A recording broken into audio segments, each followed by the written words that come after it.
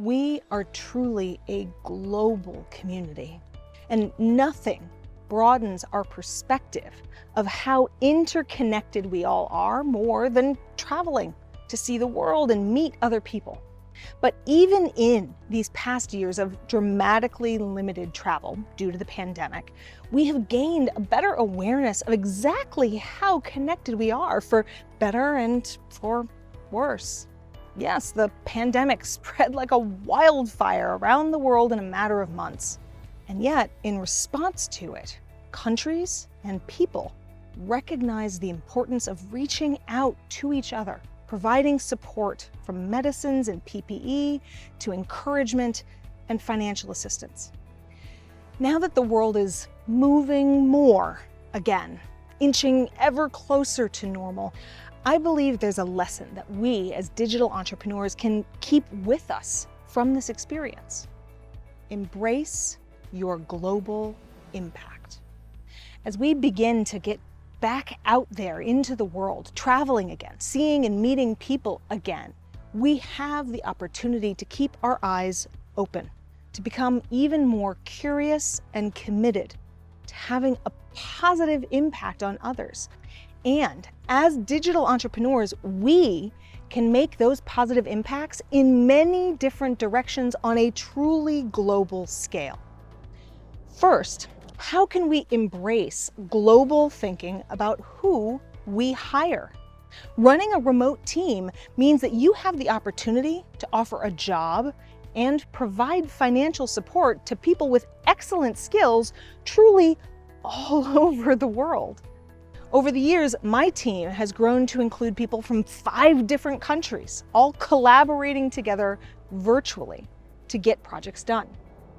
While sometimes we truly do feel worlds away, in reality, our lives intersect almost daily with messages back and forth. And I am so grateful to know that our work together is a blessing in their lives, just as it is in mine. Second, as digital entrepreneurs, we can also embrace thinking globally about who we serve. Our work can be of support and assistance to people literally anywhere that the internet can reach. Sure, that's great in terms of expanding our potential market, but we can also embrace the challenge of considering how the needs of our clients and customers may differ around the world, or how their access to solutions and resources might vary. For instance, when designing my online course, The Freedom Evolution, I knew that students in some locations around the world might not have consistent access to high-speed, reliable internet. But I didn't want that to be a barrier that made it harder for them to access the course videos and materials. That's why we made all the course content fully downloadable. That choice means that our students can download everything they need for their upcoming lessons when they have better Wi-Fi, and then work through the material at their own pace or while they're traveling. While it's super hard to shift our perspective out of our own experience and bubble, and in fact, this is a practice that we can all improve continuously, myself included, when we learn how to shift our perspective and try and see through the eyes of others, then we have a better ability to learn how we can best support, encourage, and contribute to those around us. Which brings me to the third way that we can globalize our impact: choosing ways to contribute and give back to the communities we're in. Whether you pick a charity and contribute a percentage of your profits, or find a cause locally where you can volunteer your skills or your services, we each have ways that we can give back.